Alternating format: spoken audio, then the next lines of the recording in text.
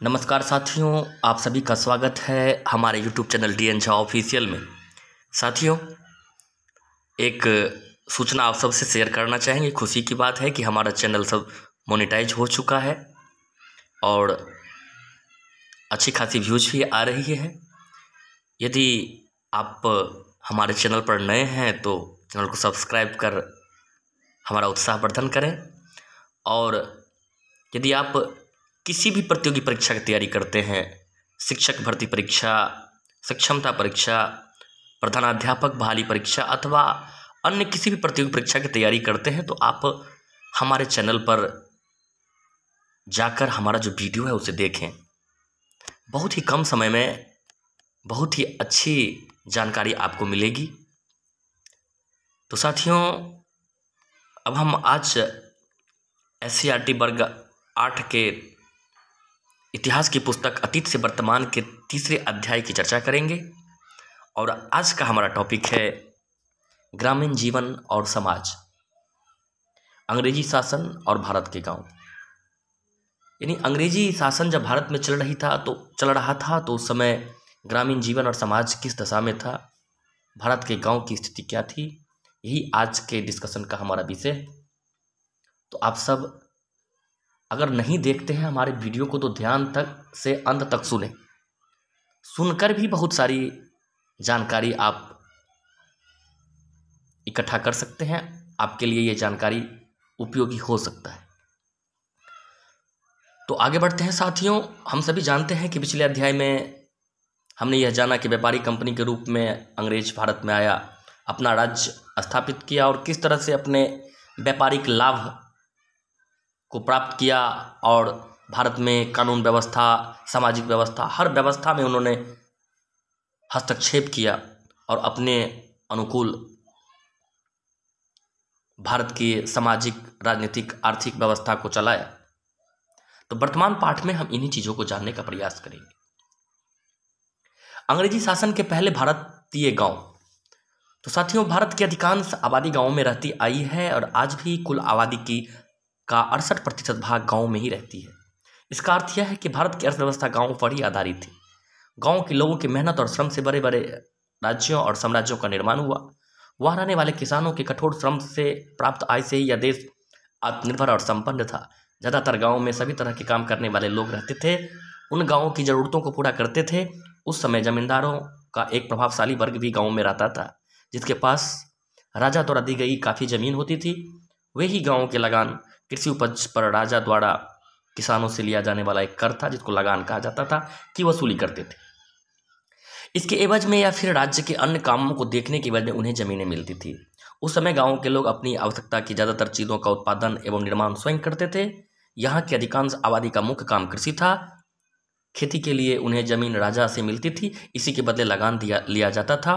समूची जमीन का मालिक राजा ही होता था। जमींदार एवं किसानों का भूमि पर अधिकार तभी तक रहता था जब तक राज्य को लगान मिलता रहता था। ऐसा नहीं होने पर तुरंत ही राजा द्वारा जमीन छीन ली जाती थी। गांव के लोग प्रायः मिलजुल कर सहयोग से रहते थे। छोटे मोटे झगड़ों का समाधान भी आपस में ही हो जाता था। राजा का या उसके अधिकारियों का गांव में ज़्यादा दखल नहीं रहता था, बस वे निर्धारित लगान वसूला करते थे। राज्य अपने कर्मचारियों और जमींदारों के माध्यम से किसानों का पूरा ध्यान रखता था। वह जानता था कि अगर इन किसानों द्वारा खेती का काम बंद कर दिया जाएगा तो उसकी आमदनी कम हो जाएगी। यहीं से उनके लिए खर्च हेतु पैसा, व्यापारियों के लिए वस्तु एवं सेना, पुलिस तथा अन्य कर्मचारियों के लिए भोजन आदि का प्रबंध होता था। इस तरह गाँव ही किसी भी शासन की आमदनी का मुख्य स्रोत था। इसलिए अंग्रेजी सरकार ने भी सबसे पहले गाँव पर ही ध्यान दिया और उस पर अपना नियंत्रण स्थापित करने की सोची। तो साथियों, आप सभी जानते हैं कि भारत एक कृषि प्रधान देश है। वर्तमान में भी 68% आबादी जो है गाँव में रहती है। भारत की कुल आबादी का अर्थव्यवस्था गाँव पर ही आधारित प्राचीन काल में थी। सब कुछ कृषि आधारित व्यवस्था थी और लोग गांव में ही रहते थे और राजा जमींदार के माध्यम से लगान वसूल करते थे। अंग्रेज जब भारत में आए तो उन्होंने भी इस महत्व चीज़ को समझा और उन्होंने भी ग्रामीण भारत पर नियंत्रण करने की सोची, अर्थात गांव के महत्व को उन्होंने भी समझा। आगे बढ़ते हैं साथियों। अंग्रेजों को लगान वसूली का अधिकार मिला। पिछले अध्याय में आपने यह जाना कि किस तरह अंग्रेजों को भारत के एक बड़े और समृद्ध क्षेत्र बंगाल, बिहार, उड़ीसा से लगान वसूली का अधिकार मिल गया।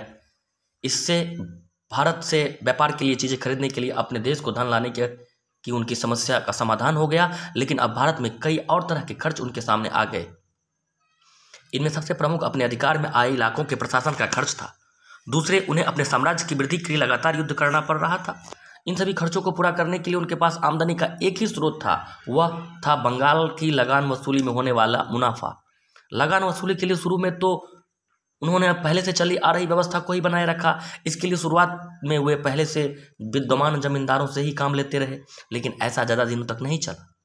ज़्यादा से ज़्यादा लाभ प्राप्त करने की इच्छुक अंग्रेजी सरकार वर्तमान व्यवस्था को से प्राप्त होने वाले आय से संतुष्ट नहीं थी। इसके लिए आगे चलकर उन्होंने लगान वसूली के अधिकार की नीलामी करनी शुरू की। जो व्यक्ति किसी खास इलाके से ज़्यादा लगान वसूल करने की बोली लगाता, उसे लगान वसूलने का अधिकार दे दिया जाता। इसे आप ठेकेदारी व्यवस्था कह सकते हैं, परंतु यह व्यवस्था ज़्यादा दिनों तक नहीं चल पाई। इस व्यवस्था में ठेकेदारों को फायदा हो रहा था। वे तय राशि से जितना ज़्यादा वसूल करते थे वह उनका ही हो जाता था। किसानों के लिए भी यह तरीका बहुत ही हानिकारक था, क्योंकि उन्हें यह पता ही नहीं होता था कि किस साल उन्हें कितना लगान देना है। दूसरे ठेकेदारों का ध्यान केवल पैसा वसूली पर होता था। कृषि का उत्पादन या किसानों की आय कैसे बढ़े, इसकी चिंता उन्हें नहीं होती थी। कंपनी सरकार के लिए भी यह एक समस्या थी। उन्हें व्यापार के लिए एक निश्चित धनराशि निश्चित समय पर चाहिए था, मगर इस व्यवस्था से उन्हें यह पता नहीं चल पाता था कि अगले वर्ष उन्हें कितनी आमदनी होने वाली है। उन्होंने कुछ वर्षों तक इस व्यवस्था को चलाए रखा, लेकिन वे एक ऐसी व्यवस्था चाहते थे जिससे उन्हें ज़्यादा से ज़्यादा एवं नियमित धन लगान के रूप में प्राप्त होता रहे। तो साथियों, यहाँ बहुत बड़े पैराग्राफ को आप समझिए कि आप सभी जानते हैं कि पलासी का युद्ध हुआ और बक्सर का युद्ध हुआ। तो बक्सर के युद्ध में बंगाल, बिहार, उड़ीसा का दीवानी अधिकार अंग्रेजों को मिल गया। पहले अंग्रेजों का जो मुख्य काम था भारत में व्यापार, तो व्यापार के लिए जितना धन चाहिए वो टैक्स के माध्यम से जो पैसे आता था उसको लगा करके उसकी पूर्ति कर लेता था। बाद में उनकी आवश्यकताएं बढ़ गई। अब उन्हें अपने साम्राज्य की वृद्धि के लिए युद्ध करना पड़ता था। प्रशासन व्यवस्था चलाने के लिए भी खर्च करने होते थे। तो इन सारी व्यवस्थाओं को बनाए रखने के लिए अब उन्होंने ज़मीन पर टैक्स लगाना शुरू किया, और उसमें एक व्यवस्था लाई, ठेकेदारी व्यवस्था। यानी ज़मीन की बोली लगा देते थे, और जो ज़्यादा पैसा देता था उनको उस ज़मीन में लगान वसूलने का अधिकार दे दिया जाता था। ये व्यवस्था बहुत घातक हुआ। इसमें किसानों से कोई निश्चित राशि फिक्स नहीं थी। हाँ, हर बार अलग अलग तरह से उन्हें लगान के रूप में राशि देना होता था। अंग्रेज भी इस व्यवस्था से बहुत सहज नहीं थे, क्योंकि उन्हें मालूम नहीं होता था कि इस बार लगान के रूप में उसे कितनी राशि मिलेगी। तो ये व्यवस्था ज़्यादा दिनों तक नहीं चल पाई। बाद में अंग्रेजों ने इस व्यवस्था को बदल दिया। आगे बढ़ते हैं साथियों, लगान व्यवस्था की शुरुआत। कई तरह के प्रयासों के बाद आखिर में सन 1789 के आसपास कंपनी सरकार ने जमींदारों के साथ करार किया, जिसके अंतर्गत उनके द्वारा कंपनी को दिया जाने वाला लगान 10 वर्षों के लिए तय किया गया। यह राशि जमींदारों द्वारा किसानों से वसूले गए लगान का 9/10 भाग तय कर दिया गया। आगे चलकर सन 1793 में इसी राशि को हमेशा के लिए निश्चित मान लिया गया। इस राशि में भविष्य में कोई बढ़ोतरी नहीं होनी थी। इसे अस्थायी बंदोबस्त का नाम दिया गया। एक आकलन के अनुसार यदि किसानों की उपज को 100 माना जाए तो इस व्यवस्था के तहत अंग्रेजी सरकार को उनमें से लगभग 45% हिस्सा प्राप्त होता था। जमींदार और उसके कारिंदे अपने लिए करीब 15% हिस्सा वसूल करते थे, और शेष 40% किसानों के पास बचता था। अंग्रेजी सरकार ने जमींदारों से यह करार किया कि भविष्य में इस राशि में कोई परिवर्तन नहीं किया जाएगा, लेकिन जमींदारों को लगान की तय राशि नियमित तिथि को सूरज डूबने के पहले सरकारी कार्यालयों में जमा करवाना अनिवार्य था। ऐसा नहीं करने पर उनकी जमींदारी नीलाम कर दी जाती थी। सरकार को इस बात की कोई परवाह नहीं थी कि अकाल या बाढ़ के कारण फसल नष्ट हो गई है या पैदावार कम हुई है। जमींदारों को हर हाल में तय राशि नियत तिथि को जमा करना ही था। यह व्यवस्था वर्तमान बंगाल, बिहार, उड़ीसा उसी में आते थे। बंगाल में बनारस तथा आंध्र प्रदेश के कुछ इलाकों में लागू किया गया। सन 1790 के आसपास तक ये ही इलाके कंपनी के अधीन थे। इस व्यवस्था के लागू होने से भारतीय ग्रामीण समाज में एक नई बात सामने आई। जमींदार तो अब तक अपने इलाकों में केवल लगान वसूल करने के अधिकारी होते थे, अब जमीन के मालिक बना दिए गए। यह कंपनी सरकार के अधिकारियों की बहुत सोची समझी नीति थी। इसके बाद अगर कोई जमींदार नियत तिथि तक पूरी राशि का इंतजाम नहीं कर पाता था तो उसके पास यह विकल्प होता था कि वह अपनी जमींदारी का कुछ हिस्सा गिरवी रखकर कर्ज ले ले और अपना भुगतान कर दे, या फिर वह अपने इलाकों की कुछ जमीन बेचकर भी पैसे का इंतजाम कर सकता था। ऐसा करने के पीछे एक दूसरी सोच थी। अंग्रेज ऐसा सोचते थे कि जमीन के मालिक बन जाने से जमींदार खेती में सुधार और पैदावार बढ़ाने का प्रयास करेंगे। उनके अपने देश या यूरोप के अन्य देशों में कुछ ऐसी ही व्यवस्था थी।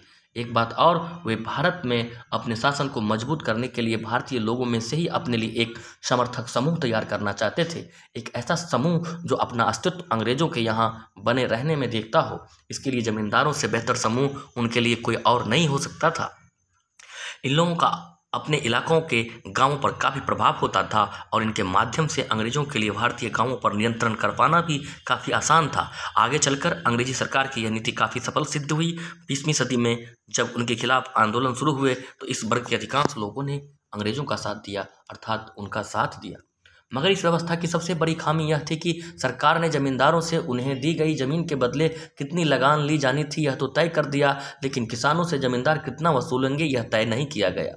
इसका प्रभाव यह पड़ा कि कई जमींदार जरूरत से ज़्यादा पैसा किसानों से वसूल करते थे, जिससे किसानों पर कर का बोझ काफ़ी बढ़ गया।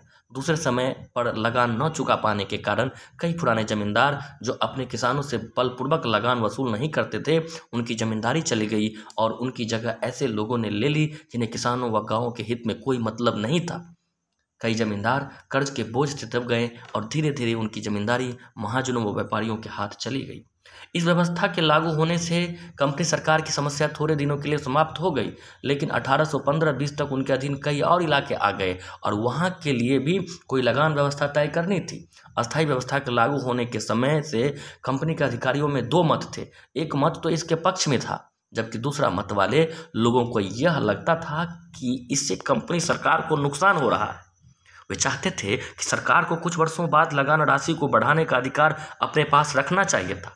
उनका मानना था कि सरकार का खर्च लगातार बढ़ता जाएगा और इसे पूरा करने का कोई और रास्ता नहीं है। दूसरी ओर अधिकारियों को यह भी समझ में आने लगा था कि इस व्यवस्था में सबसे ज़्यादा फायदा जमींदारों को हो रहा था। उन्हें बगैर कुछ किए ही अच्छा धन मिल रहा था, तो उनके विचार से क्यों नहीं सीधा किसानों से ही संपर्क किया जाए।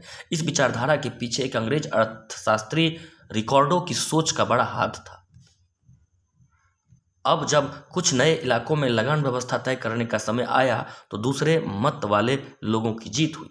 रिकार्डो के अनुसार उनकी पुस्तक का नाम प्रिंसिपल्स ऑफ पॉलिटिकल इकोनॉमी, जो सन 1821 में प्रकाशित हुई थी, जमींदार खुद उत्पादन के लिए कुछ नहीं करता था। मजदूर अपना श्रम लगाता है, पूंजीपति अपनी पूंजी लगाता है, उद्यमी उद्योग संगठन में सक्रिय होता है। जमींदार जमीन के लिए जो किराया पाते हैं वह सीमित मात्रा में उपलब्ध जमीन पर उनके एकाधिकार की वजह से उन्हें मिलता है। उनके विचार में उत्पादन में भूस्वामियों का कोई सकारात्मक योगदान नहीं होता है, इसलिए शासन को उनकी आय पर कर लगाना चाहिए।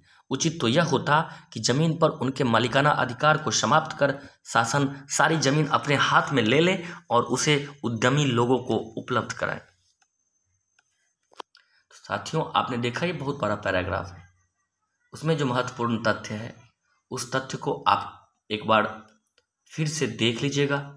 आप सभी जानते हैं कि अब जो नई व्यवस्था के तहत ज़मीनों को अंग्रेज ने लगाना शुरू किया, लगान की नई व्यवस्था की शुरुआत की, उन्हें ज़्यादा लगान चाहिए था। 1789 में जो कंपनी ज़मींदारों के साथ करार किया था उसी व्यवस्था को 10 वर्षों के लिए आगे बढ़ाना था। 93 में क्या कर दिया, अस्थाई बंदोबस्त की प्रथा लागू की गई। अस्थाई बंदोबस्त, जमीन की जो राशि भविष्य में कोई बढ़ोतरी नहीं होगी, अस्थाई रूप से जमीन दे दिया गया। लगान का 9/10वां भाग तय कर दिया गया, यानी वसूले गए जितना लगान होता था उसका 9/10 भाग अंग्रेज लेते थे। अब ये दिखाया गया है कि आकलन अगर मान लीजिए कि 100 माना जाए कि किसानों की उपज है, तो इस व्यवस्था के तहत अंग्रेजी सरकार को उसमें से 45% हिस्सा प्राप्त होता था। जमींदार कारिंदे अपने लिए 15% हिस्सा वसूलते थे और शेष 40% किसानों के पास बचता था।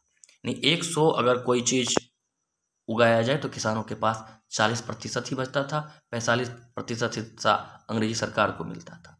तो ये अस्थाई बंदोबस्त की व्यवस्था के तहत, जो कि 1793 ईस्वी में लॉर्ड कॉर्नवालिस के द्वारा शुरू की गई थी। तो फिर साथियों ये व्यवस्था वर्तमान बंगाल, जो कि उस समय बिहार, बंगाल, उड़ीसा तीनों उसमें आता था, बनारस, आंध्र प्रदेश के क्षेत्रों में इसे लागू किया गया था व्यवस्था।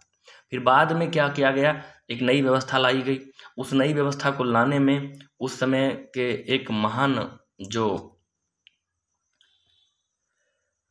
व्यक्ति थे, रिकॉर्डो नाम के अर्थशास्त्री थे। उन्होंने अपनी पुस्तक लिखी थी, प्रिंसिपल ऑफ पॉलिटिकल इकोनॉमी, 1821 में प्रकाशित हुई थी। प्रिंसिपल ऑफ पॉलिटिकल इकोनॉमी के लेखक रिकॉर्डो थे, और रिकॉर्डो के अनुसार वो एक नई व्यवस्था लगाना चाहता था। उनका मानना था कि जमींदार कुछ नहीं करता है, मजदूर अपना श्रम लगाता है, पूंजीपति अपनी पूंजी लगाता है, उद्यमी उद्योग में सक्रिय भूमिका निभाता है, जमींदार का कोई भूमिका नहीं है।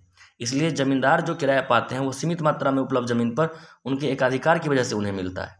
तो वो उनका मत था कि अब जमीन जमींदारों के पास नहीं दे करके सीधे किसानों, या तो राजा उस जमीन का मालिक हो जाए और जो किसान है उससे एक टैक्स निर्धारित कर दिया जाए।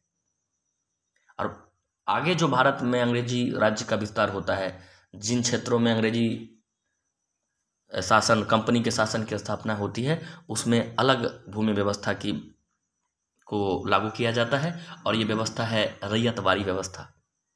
तो साथियों अब हम जो शेष टॉपिक है उसे अगले वीडियो में चर्चा करेंगे। अगर आप हमारे चैनल पर नए हैं तो निश्चित रूप से चैनल को सब्सक्राइब कर हमारा मनोबल बढ़ावे, वीडियो को लाइक, शेयर और कमेंट भी करें, अपना सुझाव भी दें। वीडियो को अंत तक देखने के लिए आप सभी का बहुत बहुत धन्यवाद।